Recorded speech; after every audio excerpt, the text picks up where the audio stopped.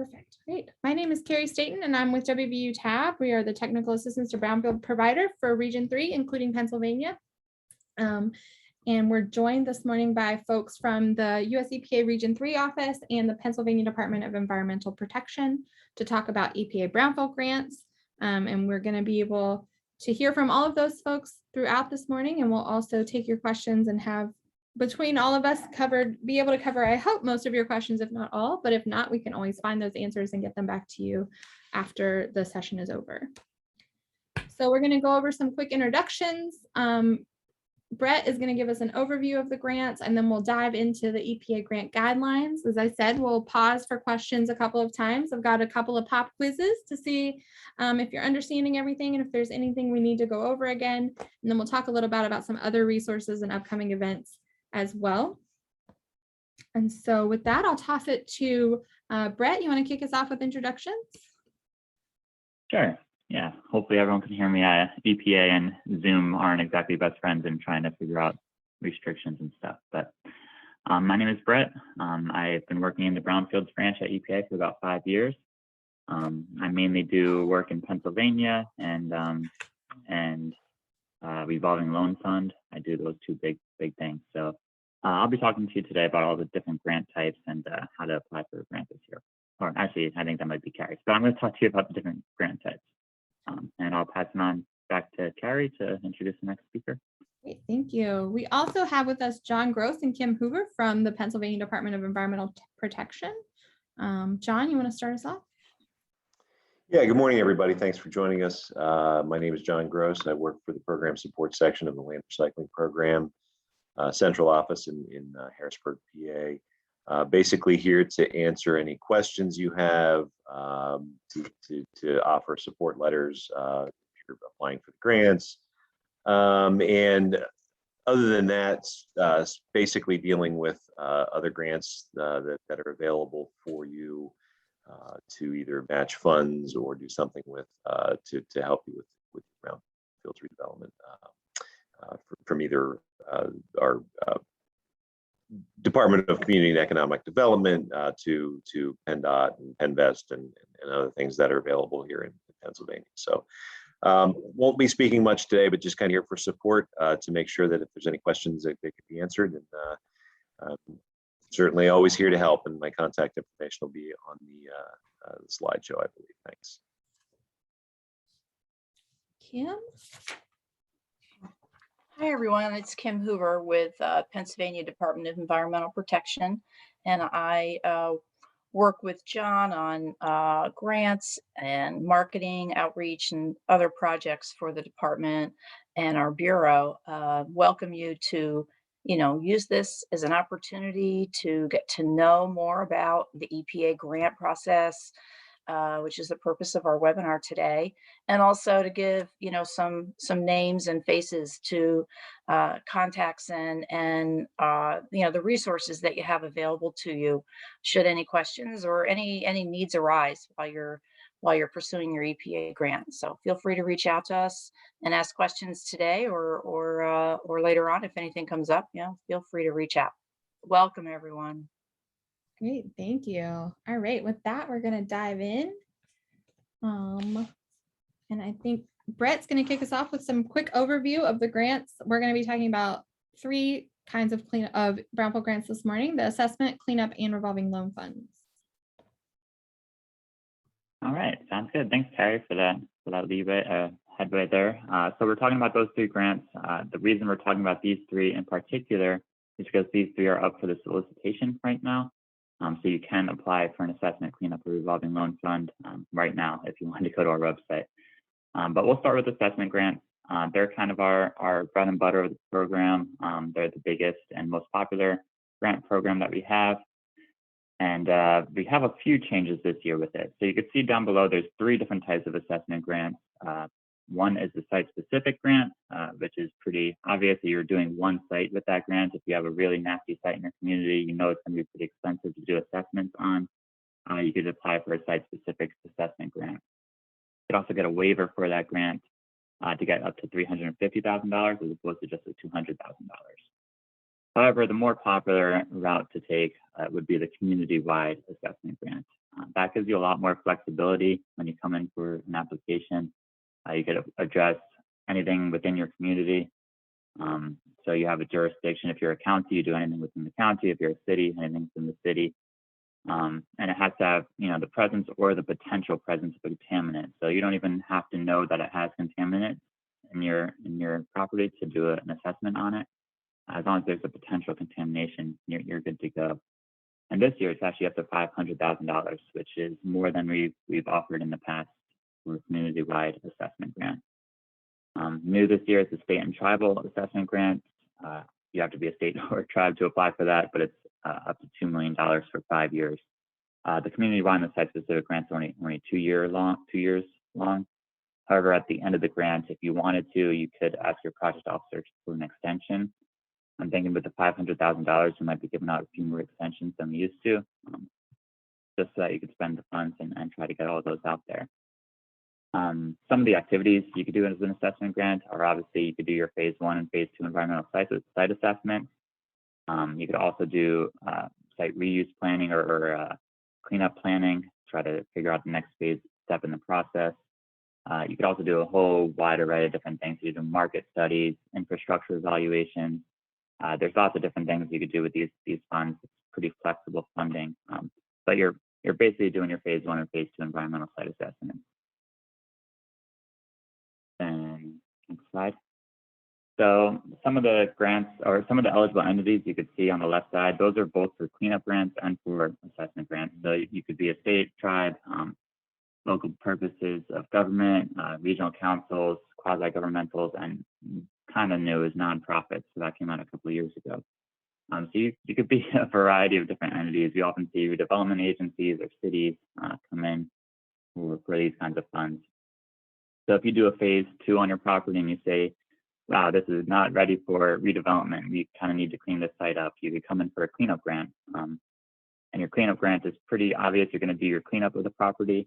And that doesn't necessarily have to be removing the soils, putting in clean fills. It could be capping the property or doing some other kind of remediation.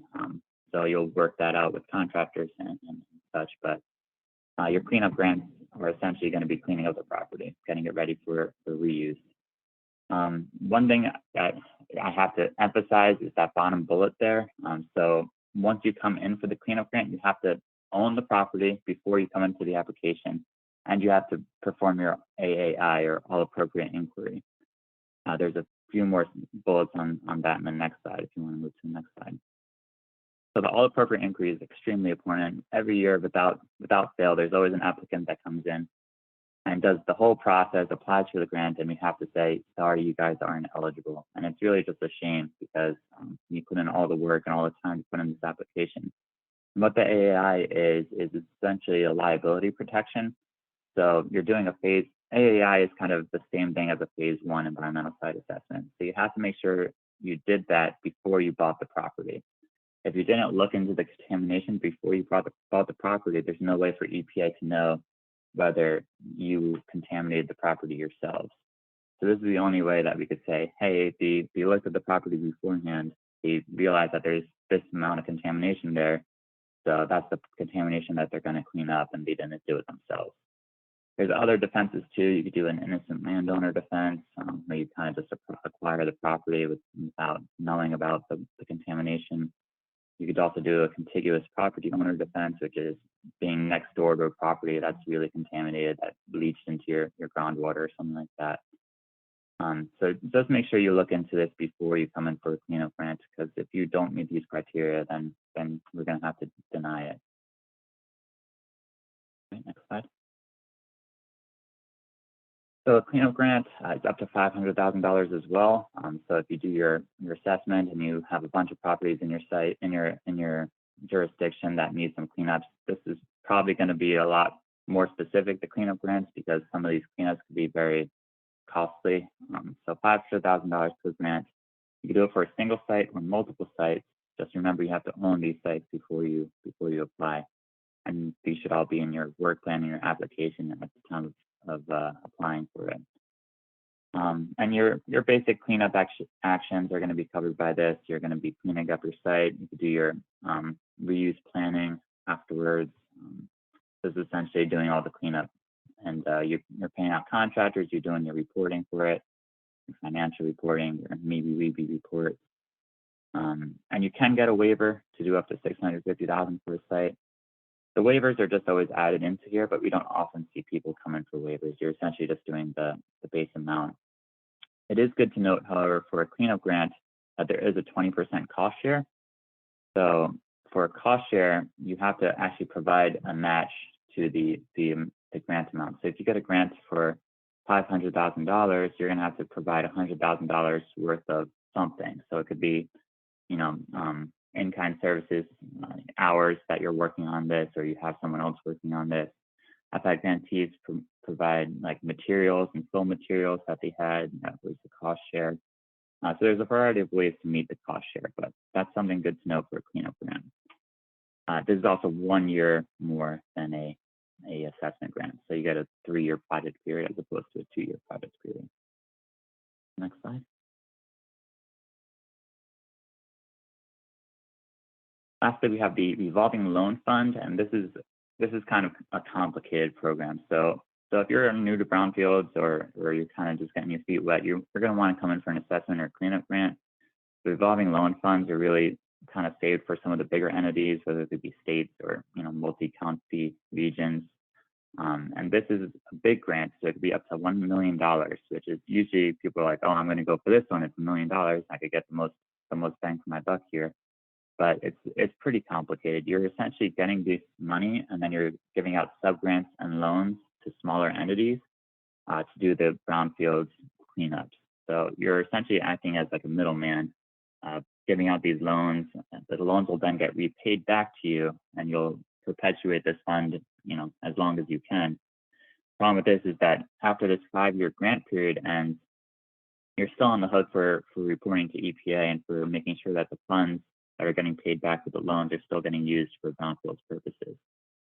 So it could be, you know, it says 5 years, but I'm still getting annual reports from grants that were 15 years ago.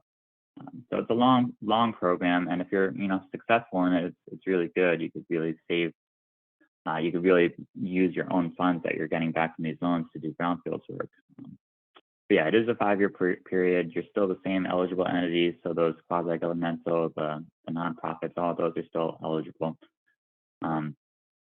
And you could apply as an RLF coalition as well. So that's something I didn't mention earlier, that the assessment coalition grant is no longer happening. So if you are, you know, older brownfields grantee and you came in for an assessment coalition, that's not happening anymore. But there is an RLF coalition that's happening. So that's something new to think about. Slide. And there's been a couple other changes with the revolving loan fund. So if you are a current revolving loan fund grantee, you can't apply for a new revolving loan fund. That's kind of the big change. If you're a current revolving loan fund grantee, you could apply for supplemental funding, which could be awarded as a new grant. So that's kind of the big change with the revolving loan funds. But yeah, if you're here and you're just learning about the brownfields program, I would recommend looking into assessment or cleanup dollars before the revolving loan fund. And I think that's the end. Yeah, so pass it back to Carrie. All right, thanks, Brett. So as Brett said, those revolving loan funds are more complicated. And so we anticipate that most of you with us today are going to be thinking about assessment or cleanup grants. And so that's what we're going to primarily focus about. But if you are interested in a revolving loan fund grant and you have questions that we don't get to today, please feel free to ask them. And then you can always also follow up, and all of our contact information will be at the end of our slides. All right, so we're going to go into some more detail. But before you get started on your grant, there's a couple of things you want to make sure are in place, and we are less than a month out from the deadline. So you definitely want to make sure that this is in place right now. So all of the grants must be submitted through grants.gov, which is the federal clearinghouse for all federal funding opportunities. But before you can register in grants.gov, you have to be registered in sam.gov, which is the website that the government uses to manage all of these kinds of contracts, from grants to other contracts. So you have to register there to do any kind of business with the government. You need to update or renew your entity registration. You can check your entity registration, and you can also look for other entities as well. You may already have this. If you apply for federal funding regularly, then you've already got this. the people to check with, if you're not sure, would be the leadership of your organization. If you're a nonprofit, your director, a development director, or something like that, your city or county clerk, or maybe your city manager, or if you've got a grant writer or a manager, they would have this information and you should check with them about that. If you do not already have it, then you need to go to sam.gov to apply. You will need your DUNS number, your tax identification number, and your banking information. This is not an immediate process. It can take up to 3 weeks, if not longer. So if you do not have this in place now, you should let us know today that you need help, because it is getting close to the deadline of when you'll be able to make it happen. So you definitely want to make sure that this is in place as quickly as possible. It also has to be renewed and updated every 12 months. It has to be active when you're applying for the grant, and you want to make sure that the contact information is up to date.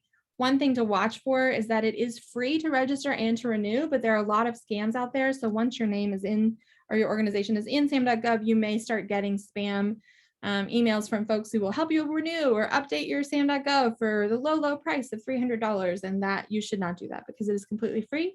And if you can't figure it out, I will help you with it for completely free. So definitely don't pay anyone to help renew your sam.gov, but you want to check it and make sure that it's all set as soon as possible. As Brett was talking before about grants that have gotten through the threshold or gotten all the way through the application process and get thrown out at threshold. And I have worked myself on several grants that have gotten ready to go, really solid applications, and then figure out on deadline day that their sam.gov registration is expired. And at that point, it's too late. There's nothing you can do. So that's why I really want to stress that if you're not sure, you want to make sure today. All right, so now we're going to jump into these applications. So we've mentioned threshold criteria a couple of times. This is the basic information that's required for all grants, and it's the first thing that gets reviewed. So once your full application package is submitted, the threshold criteria get reviewed to make sure that you've met those basic requirements before it gets sent on for review by the ranking reviewers. And so that makes sure that you're an eligible entity, that you're working on an eligible site. If you're a cleanup grant, that you've done your all appropriate inquiry, and that everything is lined up. So I'm not going to go through all of this. You will get the slides after this. And as I said, we're recording, so you'll get that information, get the recording link as well.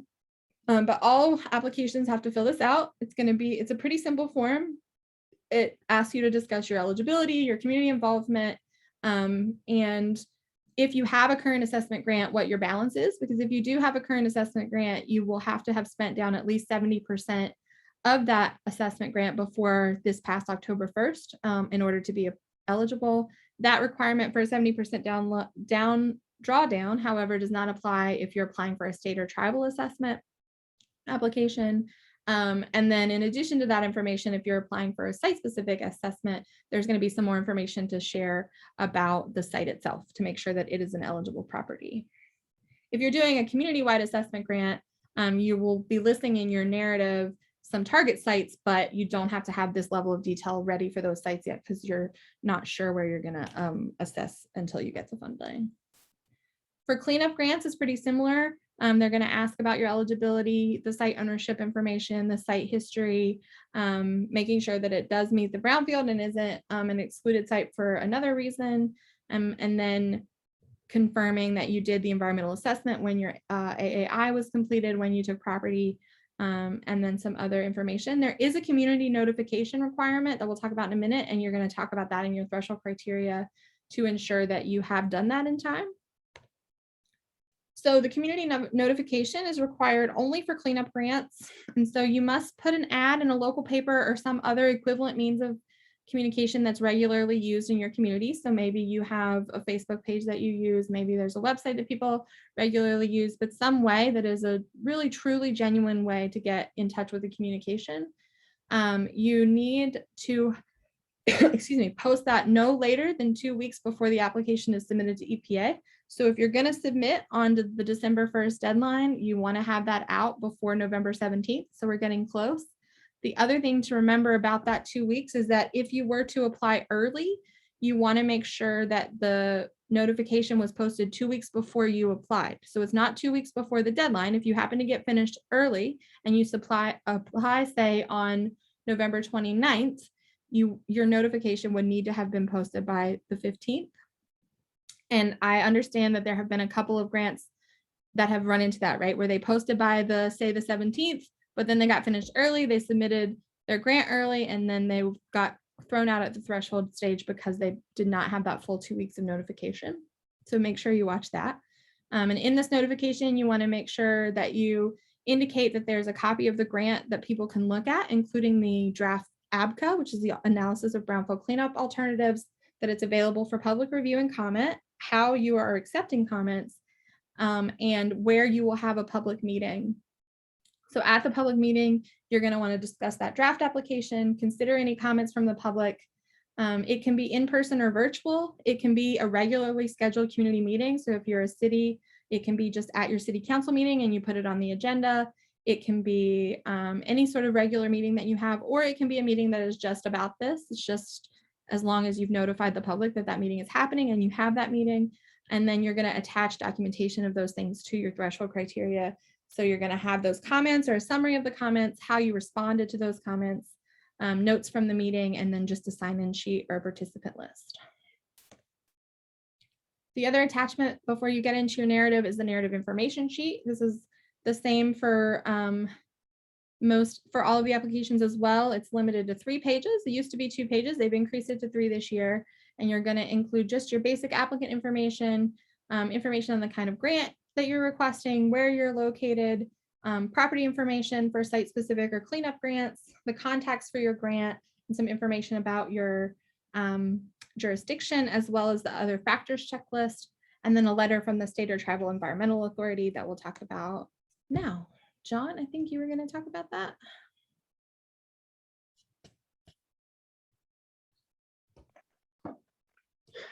Sorry. Okay. Yep. Can you hear me? Yes. Sorry. Everything off and phone calls in between. Basically for each one of these grants that you're going to be applying for or hope to apply for, you're going to need a letter from the state that acknowledges that we're in support of said application.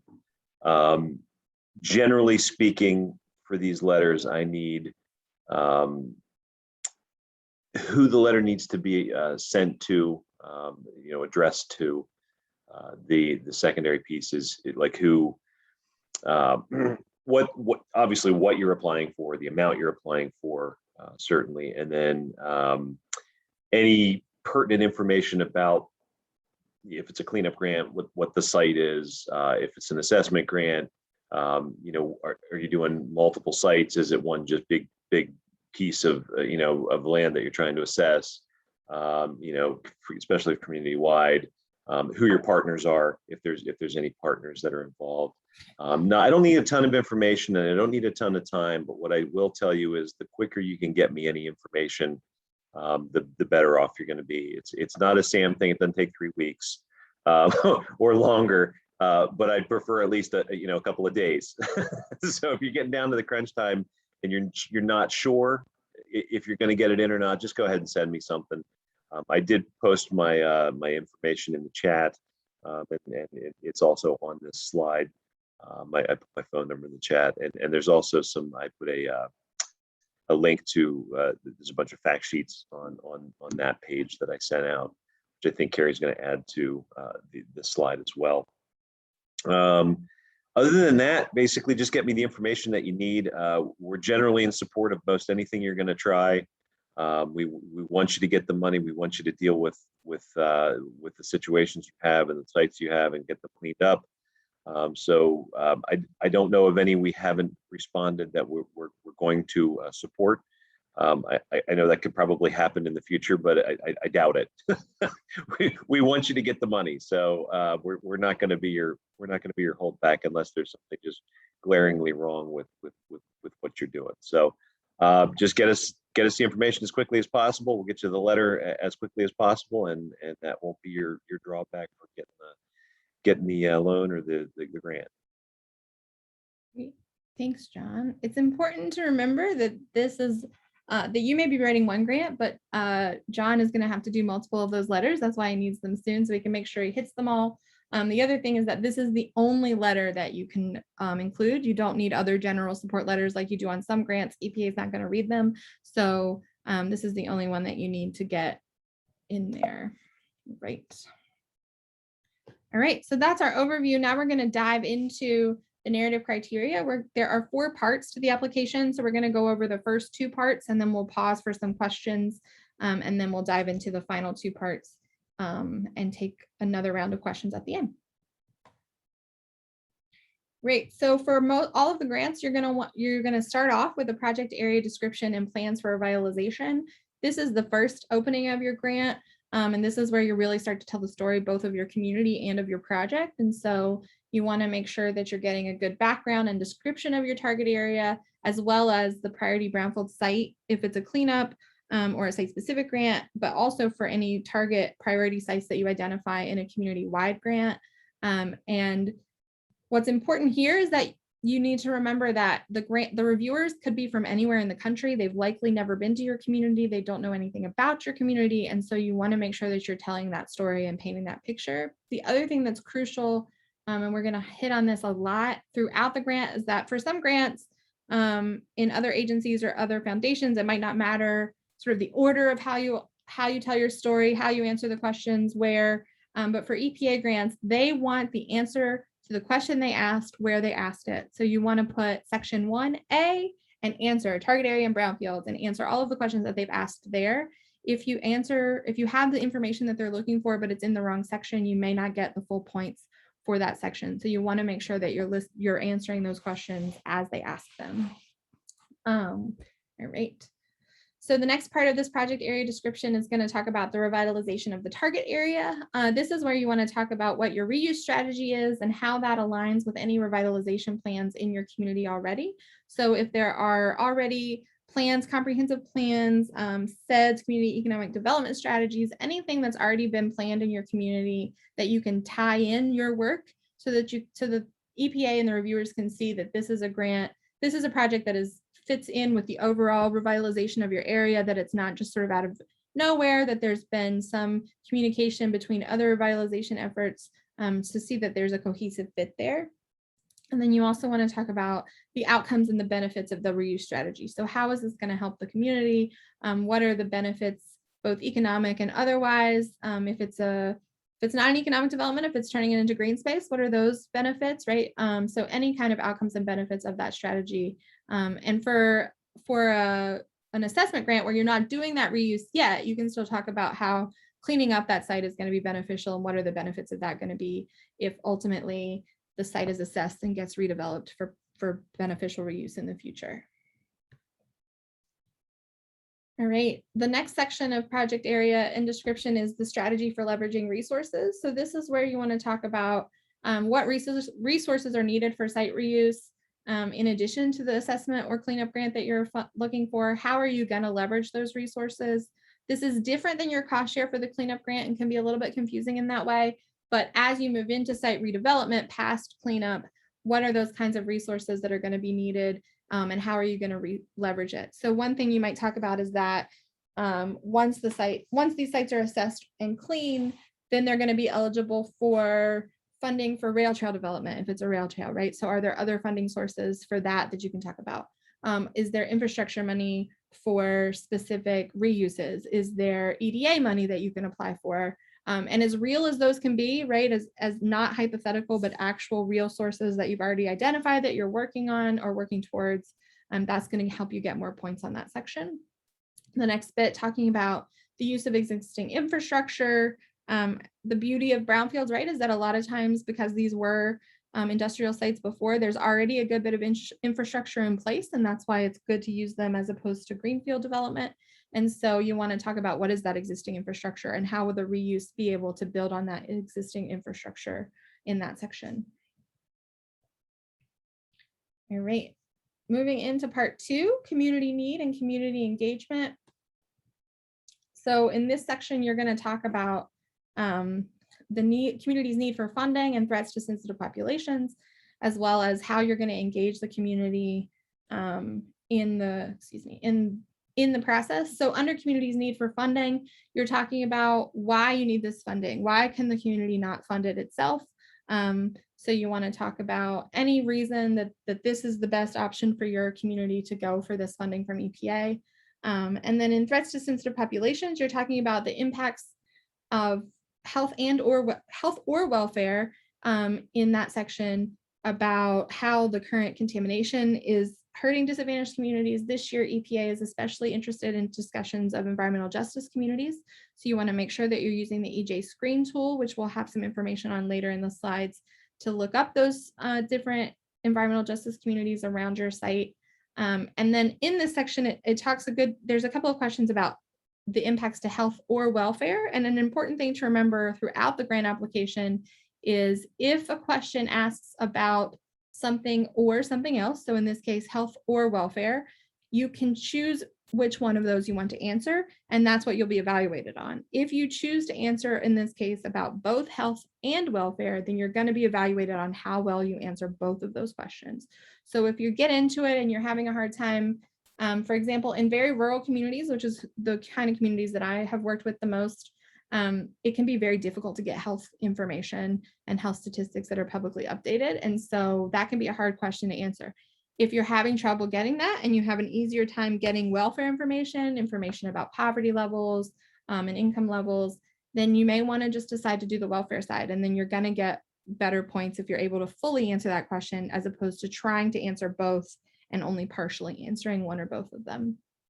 And then again, in the threats to sensitive populations, they're still looking for the same kind of information that they have in the past. What are the health impacts that the expected or known contamination have on this sensitive population, and how will cleaning up those environmental contaminants benefit the population? And then again, what are the environmental justice communities around, and how is this grant going to address those issues of environmental justice? In the community engagement section, you're going to talk about your project partners and what their roles are. So this is where I said before, you aren't going to include any support letters, but you do want to have already reached out to the project partners that you list, because you're going to include their contact information. There's always the chance that EPA would verify that and make sure that they're truly your partner. You didn't just list them, but you don't need them to commit to writing you a letter. You just want to talk to them about your grant, tell them what you're doing, and what it is that you are asking them. And so what's very important in this section is not just that you list a bunch of project partners, but that you talk about what their roles are and that they have meaningful roles, right? So you don't just put, we're going to partner with the Lions Club and they're going to give us community input, right? You want to differentiate between the different partners and what exactly those roles are and how you're going to incorporate their community input. And another hiccup that I've seen on this one is to be sure that you're not just listing government entities. Think about maybe neighborhood associations. I mentioned the Lions Club, groups that are more traditional community partners and not just kind of institutional partners, because you want to, EPA is looking at that to see that you're really engaging the actual community members and not just leadership and decision makers. Great. Any questions about those first two sections? You can drop them in the chat. If you'd rather ask your question aloud, you can raise your hand and we will ask you to unmute. And in the meantime, I'm going to do our first pop quiz just to get everybody going this morning. So our first question is, which of the following EPA Brownfield grants were not discussed during the training? And you can go ahead and answer that. This is just for our purposes to be able to include, make sure we're covering things the way we need to cover it and go back over anything that needs to be reviewed. So I'll leave that for a couple more minutes while people are going over that. I'm not seeing any questions in the chat. Do we have any hands raised? I can't see that. No, okay. All right.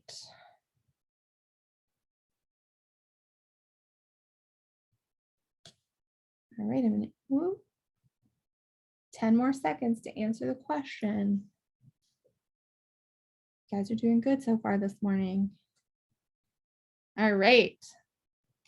So we have 95% said Superfund, 5% said revolving loan funds. The answer is Superfund. We did not talk about Superfund sites. That is a completely different classification of sites that brownfield funding is not eligible to be used for. And if you have questions about Superfund, I'm sure Brett can help you find the right folks at the Superfund office. All right, we have a question from Melissa. Can you discuss the match requirement waivers for smaller communities? Brett, I'm going to start off, and if you want to jump in, please feel free. There is an opportunity for a match waiver on the cleanup. So as a reminder, there is no match requirement for the assessment grants, but there is that 20% match for a cleanup grant and an RLF grant. But you can apply for a cost share waiver. And I believe you just have to write a letter. Is that right, Brett? That just describes why you need the grant or why you need the waiver. And that gets submitted along with your threshold criteria. However, you do still have to discuss in your narrative how you would cover the cost share if it were not waived. Any other? Yeah, that's right. It's essentially a hardship waiver. So if you're a small community and it's hard to get the cost share going, you could request a hardship waiver. They are not always granted. They're kind of limited, but if you're a small community and there's reason to submit it, then go ahead and we might be able to waive that for you. Yeah, you're definitely not going to get it if you don't submit it. So I think if you're in a small community and you think you want to give it a shot, then I would say it's worth writing that justification and giving it a try. And we do have, I didn't say this before, but we do have examples of successful grants, full packages, including successful match waiver requests that we can share. If you follow up with us afterwards, I'd be happy to share those. All right. Let's do one more quiz question and then we will jump into the next session unless there are any other questions.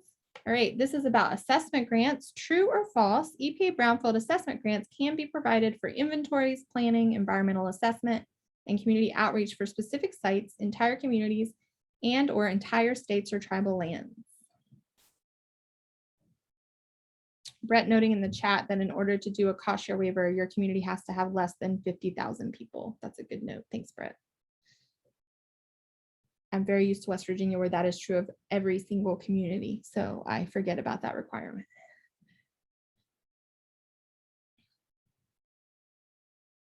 All right, we're gonna give this question a couple more seconds, see if we can get a few more people to participate.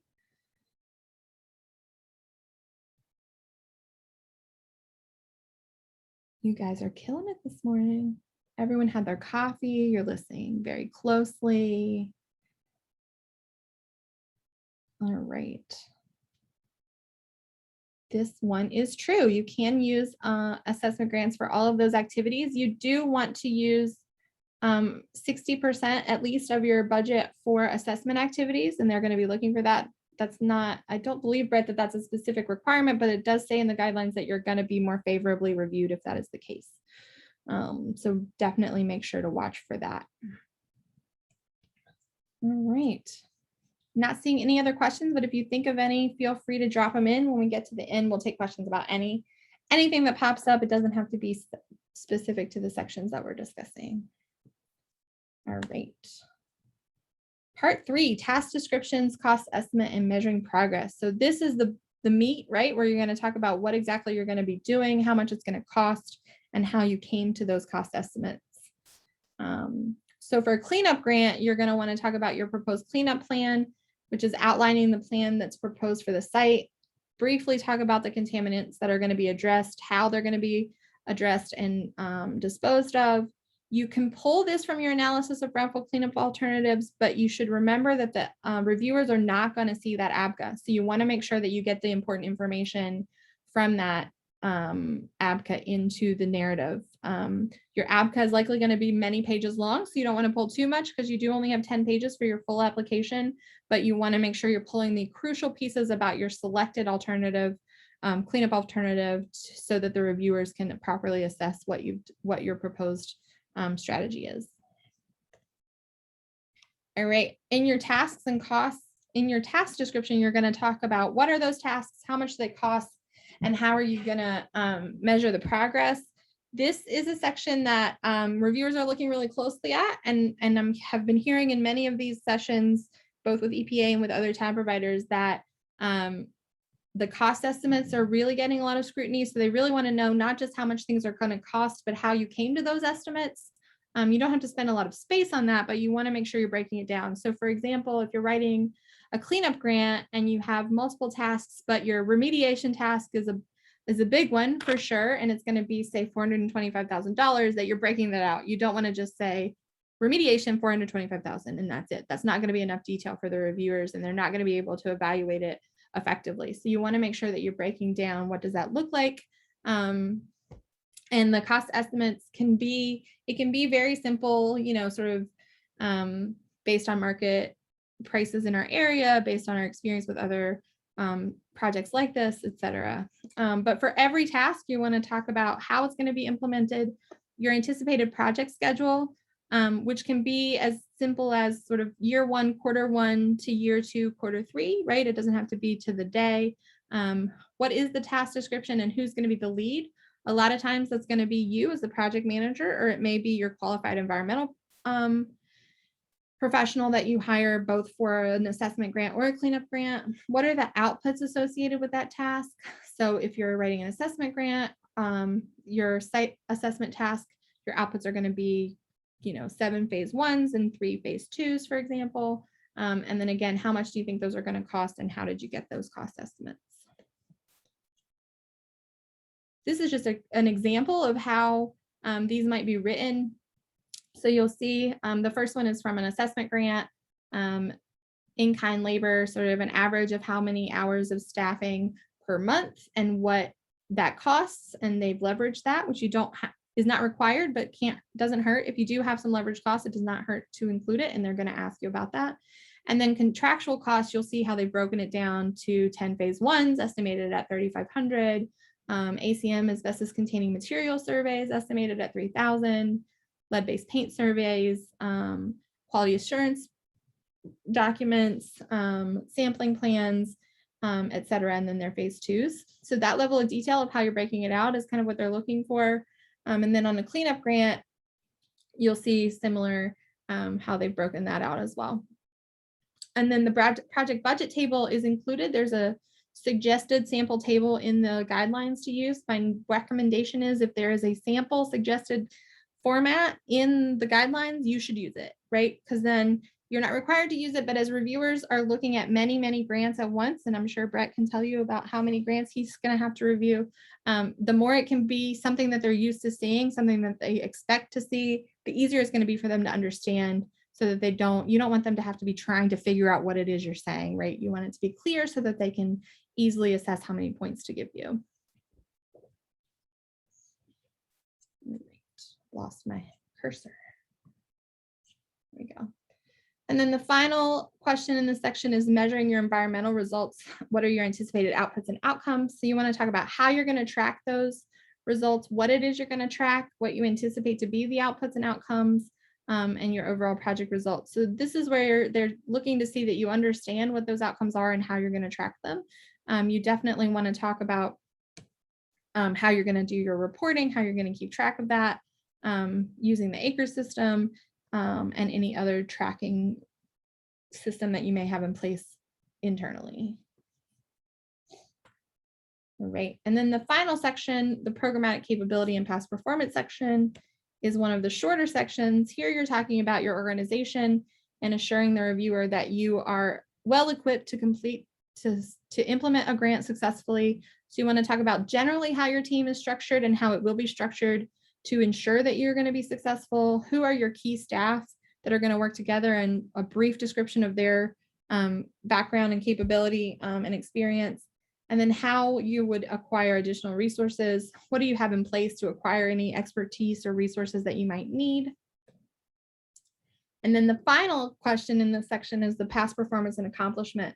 So there's going to be 3 options here. Option 1 is an applicant who currently has or has previously had an EPA Brownfield grant, an applicant who has not received a Brownfield grant but has had any other funding for any purpose through a grant or some other sort of agreement, and an applicant who has never had any federal or non-federal assistance agreements or grants.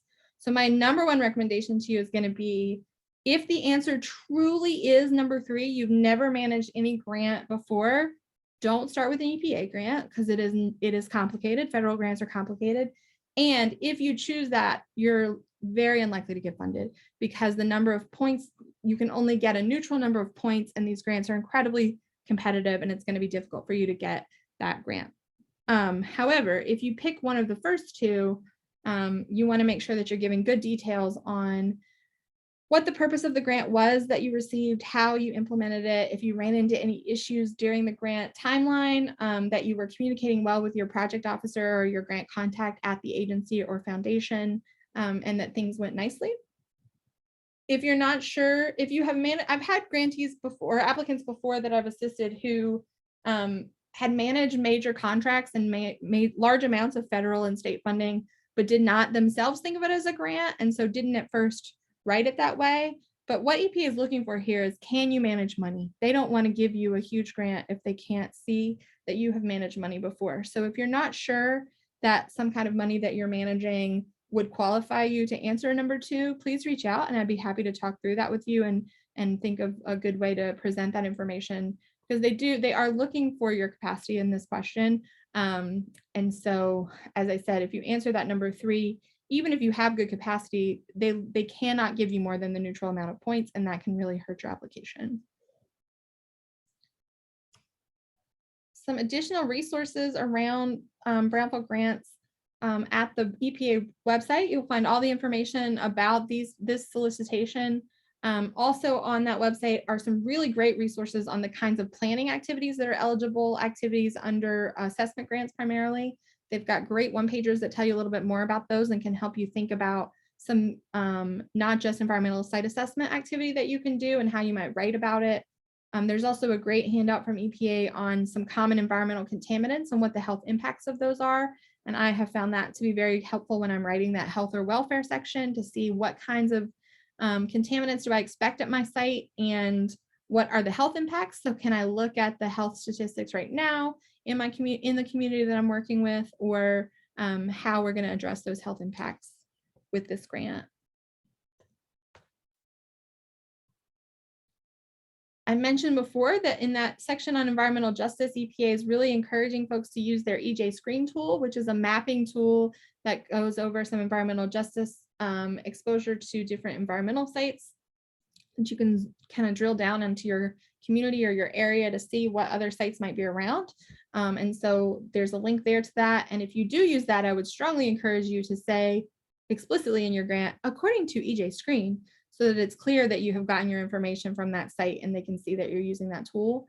Enviro Atlas is another really powerful tool from EPA that you can use to get any number of demographic information and other information to help bolster your application, as is the Census Bureau, where you can, of course, get very general demographics to help you really bolster up some of those sections.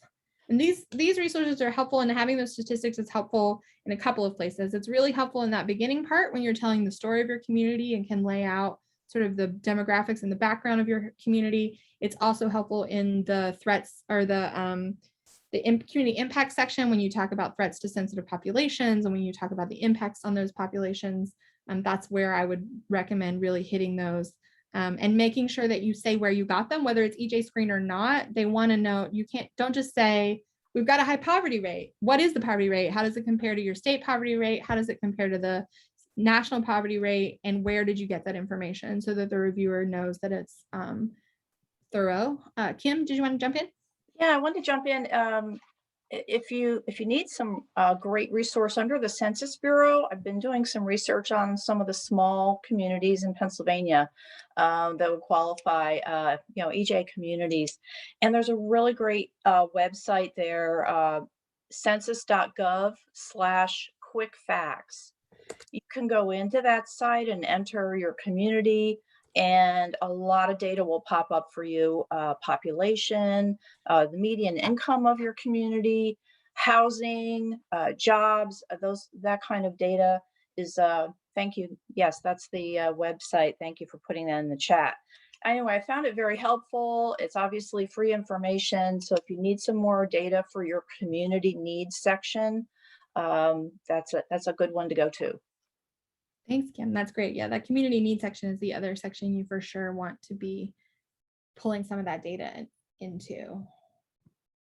All right. We're going to pause again for questions.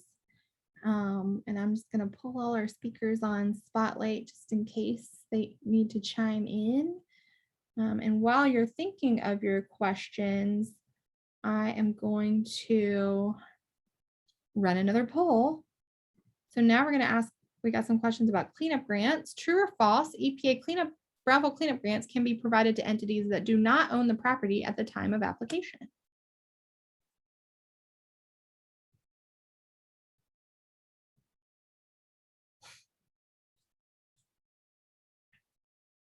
Take a few minutes.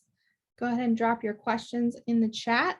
Any question at all about the process, about the specific grant sections, about good information to include in your grant, things to watch out for. We do have a few more slides about some support that the WVU TAB program can provide and some other upcoming webinars, but I want to make sure you hit your questions. That's the main reason that we're here. All right. This was a trickier question, it looks like.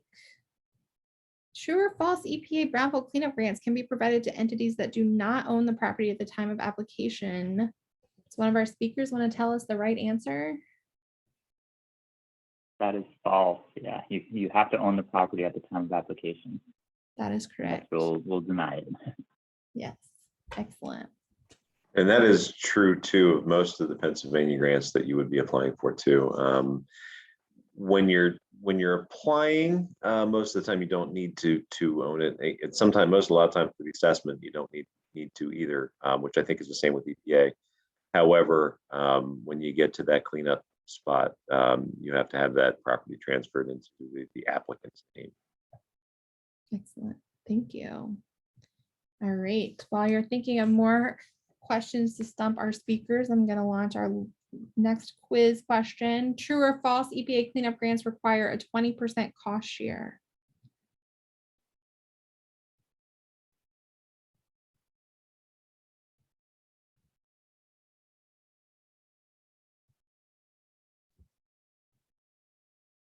I'm going to give you a second to answer that.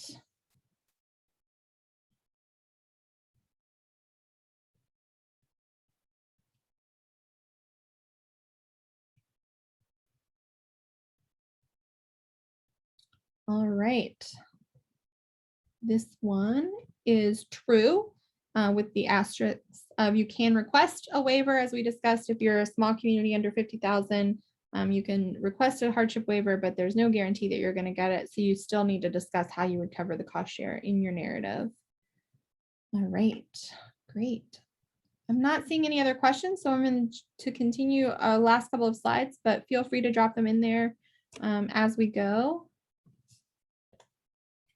All right, so WVU TAB is the technical assistance to brownfield provider for all of Region 3, which includes Pennsylvania. And there's a number of things that we can do on your brownfield projects, but specifically for brownfield grants, we can provide grant review. So once you get a draft ready, we can review that draft and give you some comments. And the way I like to do that, and my staff likes to do that, is that I try to think like a reviewer, to have the rubric up next to me and go through it as if I am scoring it for EPA, and give you notes on whether you've hit all of the questions. So we are happy to do that. We are getting close to when we would need to receive it. So if our sort of public deadline is the 12th, which is this Friday, but as of right now, we haven't gotten a ton to review. So we do still have some space available. So if you can get it to us by the middle of next week, we are happy to review that. And even if it's not finished yet, if it's not under the 10-page requirement and you just need another set of eyes because you've been looking at it for too long, feel free to send it over and we'll send back some comments to help keep you moving along. We can also answer questions and clarify different sections or eligibility questions. So as you get into your grant, if there's anything about these sections that we talked about today that you think of a question or it's not clear, feel free to reach out to us and we can clarify that one-on-one via email or on a call. We do have some ability to help you gather some of that data that we talked about. So pulling some of that census information, again, we're getting close to the deadline. So if you need that assistance, reach out to us very soon. And then, as I mentioned at the beginning, SAM.gov and grants.gov assistance, we can provide that as well. But for SAM.gov, you do need to reach out probably today or tomorrow, because if it's not all lined up, you may run into some hiccups. So we want to make sure we get that worked out quickly. That's my personal soapbox. So I would love to help you. I hate to see projects not get through the process for something little like a SAM.gov issue. And I've had my heart broken many times. So I definitely want to help make sure that's not the reason you're not getting funding. All right, we have some other information coming soon. So the TAB program's been around for a long time, but we are the new provider. So we are having a session after the grant deadline on December 9th at 10:30 with our team so that you can get to know more about us and our work and what services are available to you. And you can register at that link, and I'll be sharing that with you when I send stuff around. The Pennsylvania Brownfield Conference is going to be back soon somewhere. It's going to be fun. It's going to be great to be all together. And you can watch for some information on that from the DEP office. I don't know if you want to say anything else about that, John. I'd love to. Awesome. It's going to be I'd love to, but I fantastic. can't. We're trying really hard. No, we're talking about it. The plan now is either going to be the fall of 2022 or possibly the spring of 2023. We just want to try to be safe and figure out when the best time to do this is, and we've actually changed it 3 times without anybody knowing it so far. So we'll see where it ends up. But yeah, keep in touch, and we'll if you're not on our Brownfields bulletin newsletter, I can certainly put a link to that. I can send that to Carrie. She can throw that in there. There'll be information coming out with our newsletters and stuff as to, save the dates, hopefully soon, hopefully very soon, but we'll see. So keep tuned. Great. Yeah, and that Brownfield bulletin is a great list to get on generally. So if you're not already on that, I strongly recommend it. All right. That is the end of our slides, and there's all of our contact information. I think I got your email wrong on this slide, John, so I will fix that. It was right on the other one, right? johngross@pa.gov is the correct email address. All right. So I am going to launch our final sort of post test. So you answered some of these questions when you registered, and this just helps us to see what we need to cover better next time. And where do we go from here? If there are topics that you'd like to hear about in future webinars, we're always looking for suggestions. So it would be really great if you could do this poll for us as well. And I will hang around to answer any questions. And I believe our other speakers can hang for a few minutes as well.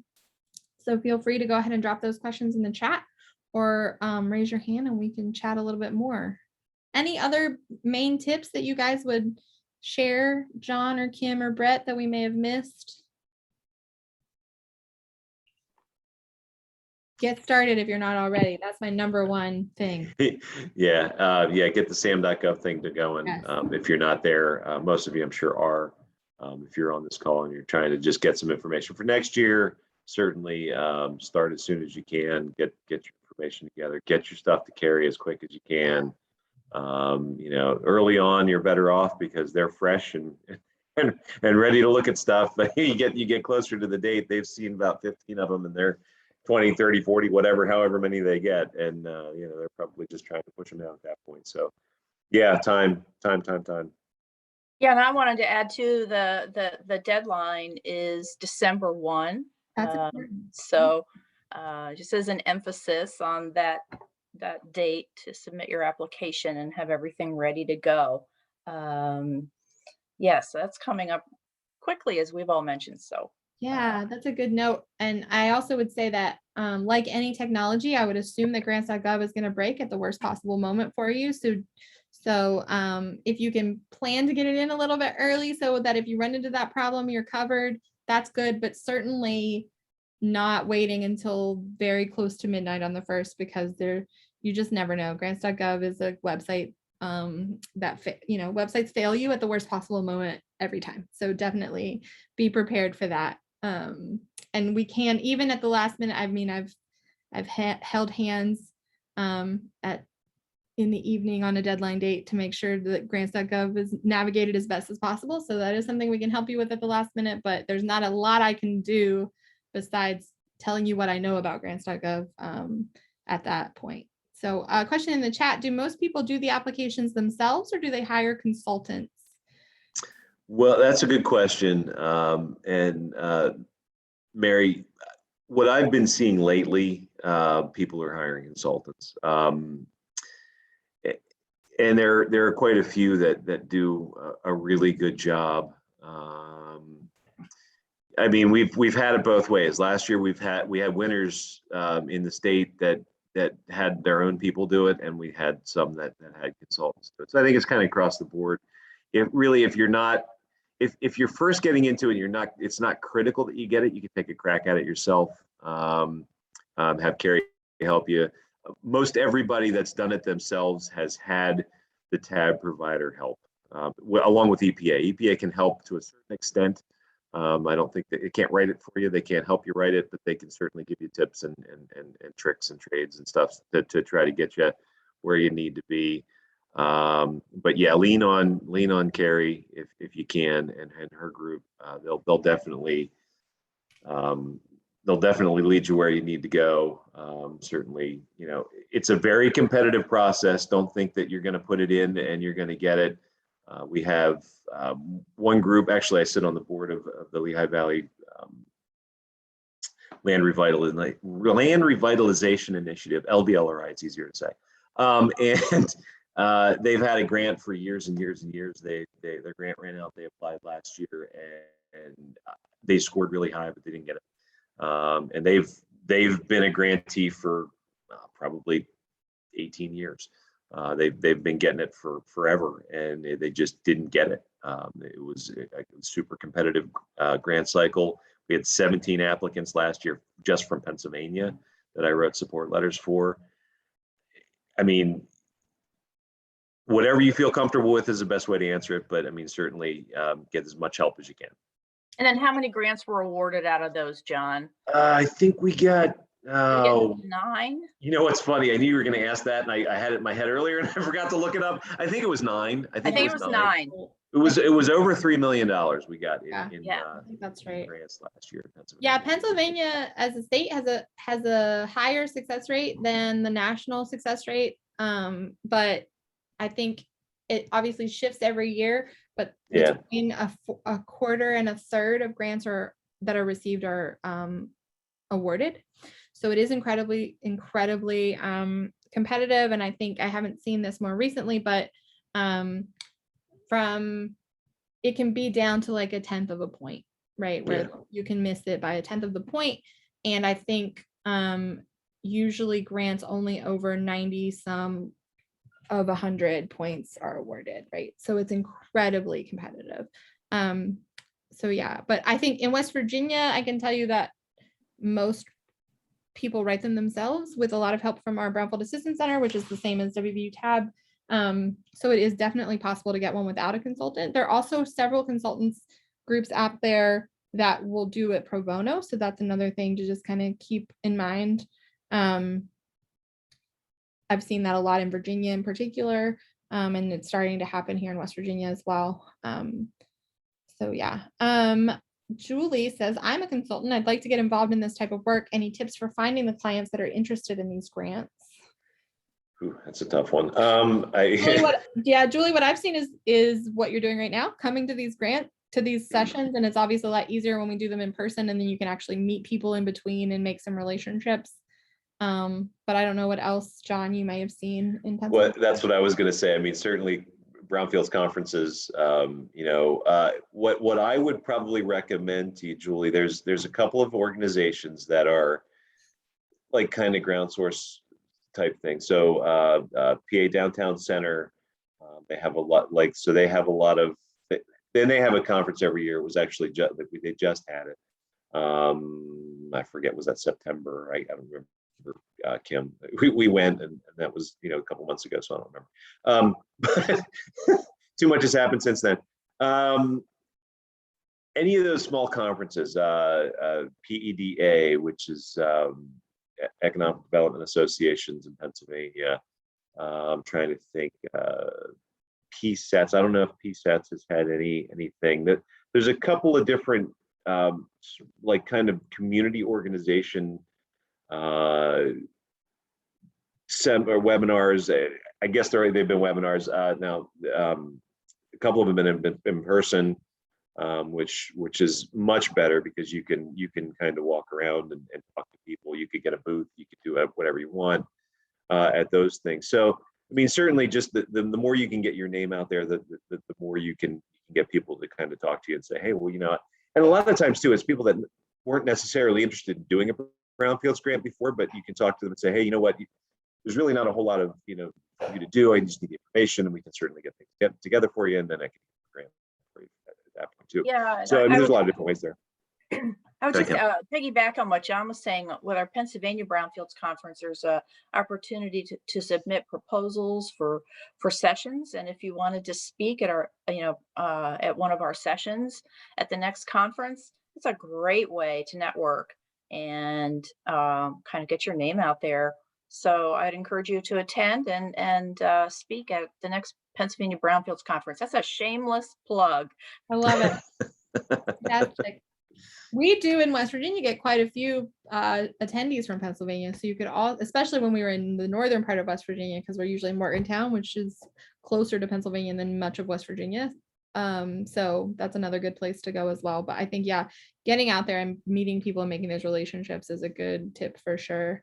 And as John said, I've seen consultants encourage communities to apply who may not have otherwise been planning to apply. So you can always sort of do that as well. Jacob's asking, can we talk more about the typical process of when and how to do assessment applications if it's needed to be done before acquiring the site? One thing I say and would say, and that maybe John and Kim can talk a little bit more about that. If you just have one site that you're looking to acquire, but you need that all appropriate inquiry, there may be other sources of funding or assessment assistance that are quicker than applying for an EPA grant, right? Because the cycle is long, right? So if you apply in December now, you'll find out in the spring if you got it, and then the assessment grant won't be awarded or start until October of next year. So a lot of times, if you're just looking for a phase one all appropriate inquiry just for a property transfer, there may be someone else in your area that has an assessment grant that you could partner with, that you could go ahead and get that assessment done. There's the technical or the targeted brownfield assessment program through EPA, which we didn't talk too much about today, but that Brett or I can follow up with you about. But Kim and John, are there other resources in that scenario?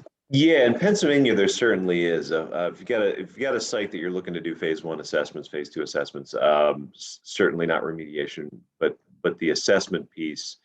The ISRP grant, which is the Industrial Sites Reuse Program, that's run through our Community and Economic Development Department.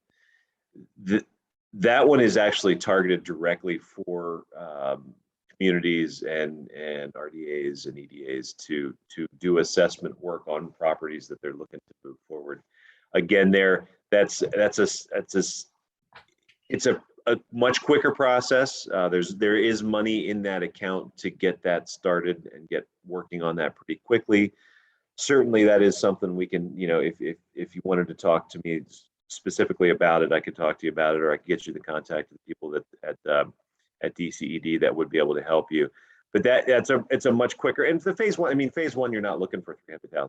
You're looking for 5 or 10 to get that moving. Phase two obviously is a little bit different, but if you're looking at Pennsylvania sites, now the one caveat to that is there's a small caveat in there that it has to be a disadvantaged area, I believe, in order to apply for that grant specifically.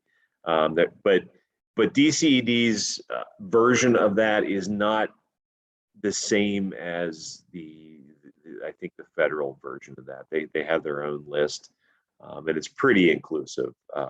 There's just some really like high-end areas that don't qualify for that. I think that, but you'd have to take a look at that. That's on DCED's website. You could probably find that pretty easily.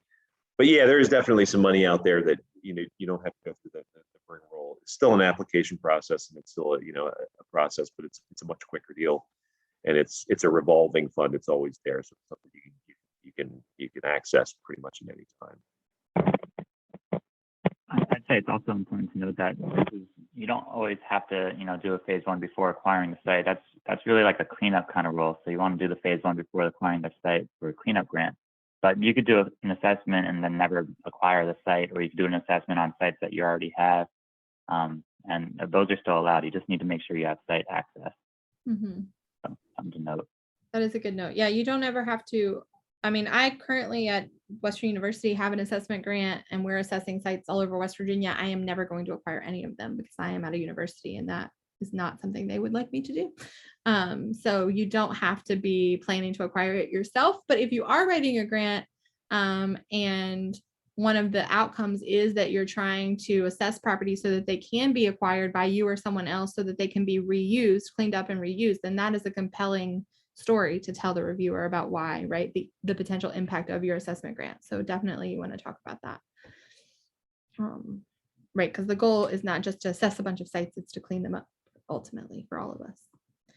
Right, any other questions? All right, any last words from our speakers? Thank you all for coming. So hope to see some of these names pop up in some applications this year. Definitely. All right, thank you so much, and definitely feel free to reach out to any of us and keep an eye on your email for a link to the recording from today, as well as the slides and some other resources that were mentioned. And happy grant writing. Good luck, everybody.